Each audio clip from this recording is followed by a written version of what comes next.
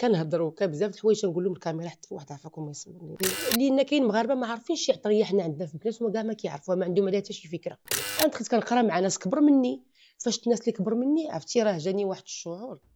جولتنا مازال مستمرة في المدينة العتيقة ديال مكناس، نكتشفوا أزقة المدينة ونتبعوا أي أثر كيحكي قصة تام غرابيت في سلسلتنا، ناخذوه من أصله ونقدموه في حكاية. والأكيد أن في كل زاوية كاينين الناس آمنوا باللي الجمال كيجي من القلب، وباللي الصنعة هي الروح اللي كتحيي المكان.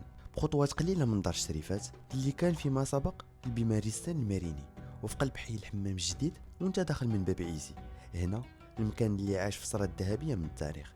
كنلقاو السيدة نسرين، المرأة اللي قدرت تكسر القاعدة وتكون العنصر النسوي الوحيد في مدينة مكناس، اللي اقتحم عالم العطارات التقليدية بجرأة وإتقان. شجاعتها، تخصصها الشامل، ودقة موقعها الجغرافي اللي كيربطها بقلب التاريخ، وهذا الشيء كنقولوا ليه في الجانب التسويقي نقطة القوة اللي غادي تجعل من قصتها استثنائية. فاش دخلت المحل السيدة نسرين لفت انتباهي كيفاش كتستقبل السياح بوجه بشوش، محبة لعملها، وكتشرح بشغف المضمون ديال السلعة المعروضة ديالها، اللي هو بالمناسبة ماشي غير محل العطور، هو متحف للحواس فيه كتلاقى ريحة البخور والزيوت الطبيعية مع ألوان التوابل المكنسية الأصيلة اللي كتعطي المطبخ المغربي همته وشانو.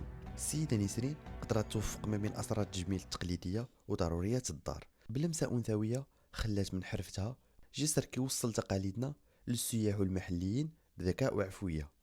واليوم بقلب مفتوح غادي نكتشفوا مع السيدة نسرين كيفاش قدرت تفرض وجودها كاميرا وحيدة وسط هاد الحرفة، وكيفاش نسجت من أحلامها حكاية كتفوح بريحة التمغربية الحقيقية.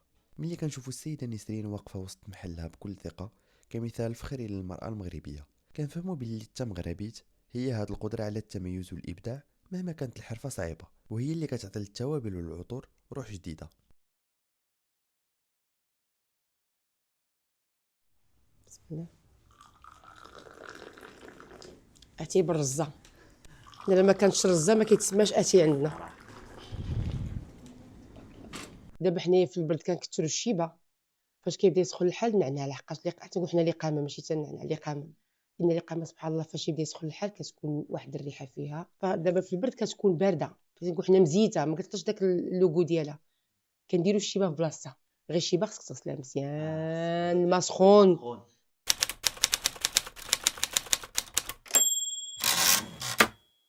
نسرين موفق، مسيرة محل للتوابل مدينة مكناس والأعشاب والزيوت ومواد التجميل الطبيعية.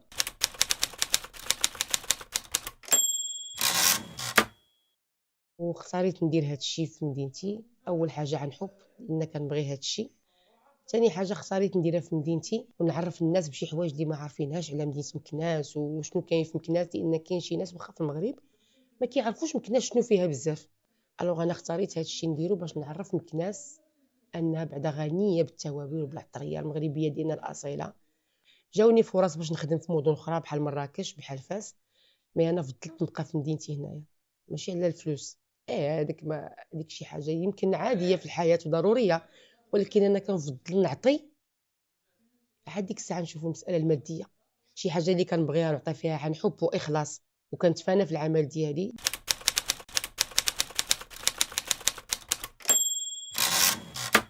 كاين بزاف د العطاره هنا دايرين العطريه دايرين التوابل دايرين هادشي، مي انا يمكن العنصر النسوي الوحيد في مدينه مكناس اللي داير هادشي.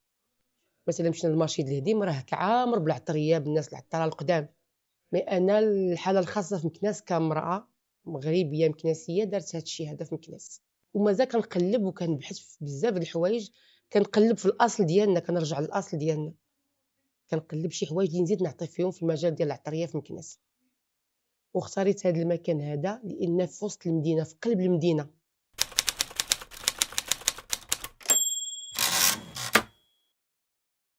وكنهضر شويه د اللغات، كنهضر الفرنسيه كنهضر الانجليزيه، ومؤخرا سجلت في المعهد سانت انطوان اللي في دريبه كنقرا شويه ديال الطاليانيه كنعاون بها راسي، هادشي ماشي عيب باش نقدر نتواصل مع الاجنبي، وشويه ديال الصبيونيه وشويه ديال الالمانيه.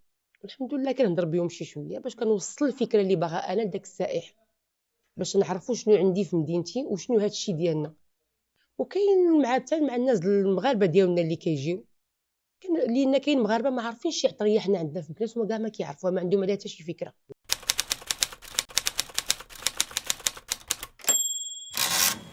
مدينة مكناس معروفة بالطبخ، المطبخ المغربي التقليدي 100%. المروزية كديريها مع الزبيب واللوز، هاد العطريات هي كيقولوا عطرية حلوة، كدار تقريبا غير في العيد الكبير وغير عندنا حنايا، مع الزبيب ومع اللوز ومع شوية د العسل كطيبي بها العنقرة.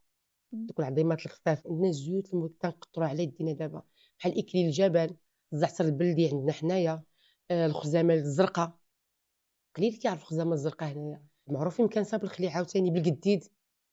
كتدخلي للدور كتلقاي الناس الكبار، العيالات الكبار هما تيديروا هادشي المدينيات اللي كما كنقولوا حقوا طريقو، كنقولوا متواولوا، معروف بهادشي هذا. الخليع، القديد، السمن، الزيت البلديه. عندنا مكناس مدينه ديال الزيتون، مكناس تاع الزيتونه، عندنا حتى الزيتون، زيتون مشرمل مسلاله.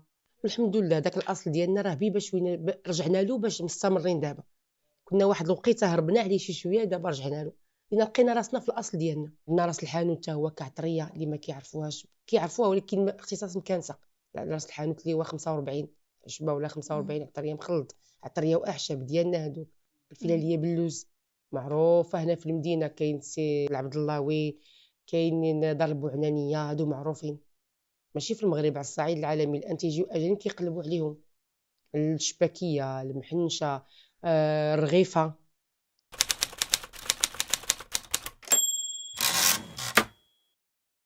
حنا كنقولوا شواقدر. ديك المروزيه كنديروها في العيد الكبير ضروري، هي واد شواقدر.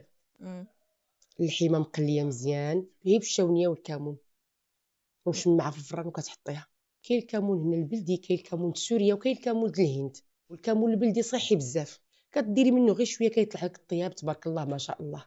واحد البنه ما تشبعيش منها. واحد الاكله شهيره د مكناس يمكن تعرفيها، تدفي شيشه الشعير براس الحانوت والزيت البلديه والثومه الحمراء وفليو.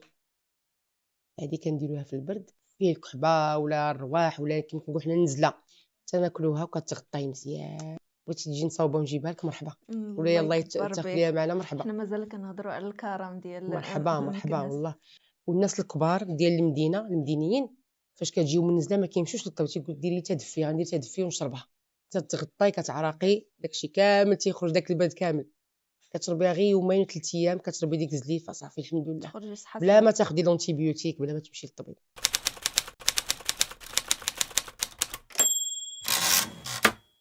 دابا في وقت الزهر، الوقيته ديال الزهر التقطير ديالو راه كاينين، تدخلي كاين شي ديور كتدخلهم باقيين هما كيقطروا. انا جدتي كتقطر الزهر دابا، مرا كبيره دابا عندها شي 82 سنه وباقا هي كتقطر لنا الزهر في الدار وكتحجب. حنا كنقولوا كتحجب داكشي وما خصكش تشوفيها كتقطروا، لان داك تقاليد كنقولوا ما كيصدقش على العين وداكشي. يبقى 7 ايام في القراعي ومن بعد عاد كيخرج للشمس، يبقى عاوتاني في الشمس 7 ايام عاد يمكن لك تستعملي الزهر. ماشي داك الزهر اللي كيتباع في القراعي دابا باغتو في الاسواق ولا في المحلات التجاريه، لا، راه اغلبيه وشكون كيقطر هادشي؟ العيالات الكبار في المدينه. هادشي معطي لهم من زمان، ما ورد ما زهر، الزيوت الطبيعيه اللي كتقطر باليد. كاينه ديال الخزامه، ماء الزعتر، ماء ديال ازير، هادشي كله حنا كنقطروا على يدينا ديال المغرب كامل. الا ما كانش صابون البلدي ما كنقولش لنا الحمامه ديال الحمام، لان هادشي طبيعي وتيعطي النتيجه زوينه وما فيه لا ضرر لا والو. حنا هادشي اللي كبرنا به وعايشين به ومولفينه من جدودنا ماشي غير حنايا، وكنحاولوا نورثوه لوليداتنا. حنا بغينا وليداتنا يبعدوا على داكشي اللي ماشي ديالنا.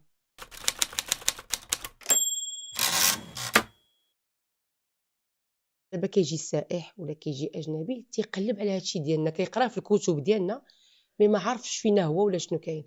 وصراحه بغينا مكناس تزيد شي شويه بهادشي ديالنا. مكناس راه غنيه بزاف د الحوايج، مهمشه واحد شويه، ولكن خصنا نهضوا بهاد القطاعات بهادشي اللي عندنا كامل. عندنا حرفيين، عندنا صناع يدوي، عندنا صناعه تقليديه، عندنا فن الطبخ المغربي، عندنا كلشي الحمد لله. تنبحثوا ديما في الجديد ولكن ما نساوش القديم ديالنا. دابا كتشوف اجنبي كيقلب على المدرسه البوعنانيه لان عرف قيمتها، هذا غير قرا عليها وعرف قيمتها وجاي. كون حنا كنهضروا على هادشي ديالنا ونبينوه غادي نمشيو بعيد بزاف. راه العاصمه الاسماعيليه راه عاصمه ديال الثقافات الحضارات، راه فيها كنز ثمين.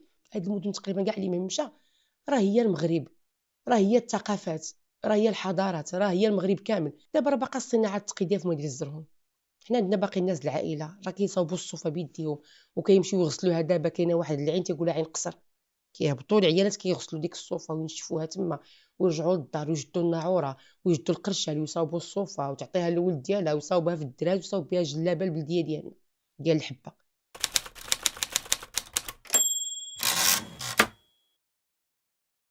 انا كنصح اي مغربي واي مغربيه يعطيو قيمه لمدينتهم ولبلادنا ونعرفوا شنو عندنا ونفتخروا بداك الشيء ديالنا ونوظفوا دوك الطاقات ديالنا، ما نبقاوش شادينهم لداخل ونقولوا حقا وما عنديش فين ندير هذه ولا هذه. لا، نبدا نعطي والكمال على الله سبحانه وغادي نوصل غادي نوصل. والحمد لله ما عمر شي واحد كيخدم وكيعطي وما كتبوش نتيجه زوينه. جوج ناس ما كيتعلموش، مستحيل ومتكبر. وشرف ليا وافتخار انني نكون مغربيه او مكناسيه، وكون ما كنتش مغربيه نتمنى نكون مغربيه. وانا مفتخره ببلادي وبمدينتي الحمد لله. نعطي ونتعلم ونكتشف ونقلب ونبحث وغادي نوصل. وفي نفس الوقت راه كنبين بلادي وكنبين مدينتي وكنبين شكون انا كشخص كانسان قبل كل شيء. الا ما عطيت ما خدمت ما بدعت راه ما عندي حتى دور في الحياه. ما كاينش شي واحد تيجي وتيوصل، اللي كيجي وكيبغي يوصل دغيا راه كيتهرس دقه بدقه باش نوصلوا. شحال حوايج ما كنعرفهمش كنتعلمهم في الحياه. انا مثلا دابا راني هنايا كنشتغل وكنخدم ومشيت سجلت تنقرا اللغات. هادشي كنتمن به داكشي اللي عندي وماشي عيب وما كنستحياش وما كنحشمش. انا دخلت كنقرا مع ناس كبر مني، فاش الناس اللي كبر مني عرفتي راه جاني واحد الشعور شو الانسان فين واصل في السن وكيعطي وباغي يعطي وكيزيد يثق في راسو وكيحقق الهويه ديالو. علاش انا كشاب باقي صغير او كشابه ما نديرش هادشي؟ بالعكس كنحافظ على المورود ديالي، كنوصل اللي بغيت بطريقتي، كنخدم راسي وكنخدم بلادي. والحمد لله الدوله مؤخرا ولات كتساعد الشباب، حلات افاق، عطات كتقدم يد المساعده. دونك هذا هو الوقت فين نهضر انا براسي وبلادي ونبين راسي شكون انا. الانسان ما يخجلش والخدمه ماشي عيب والعمل عمره ما كان عيب. وليا الشرف نكون مرأة مغربيه ونبين بلادي ونعطي في بلادي وكنبغي بلادي وكنموت على بلادي.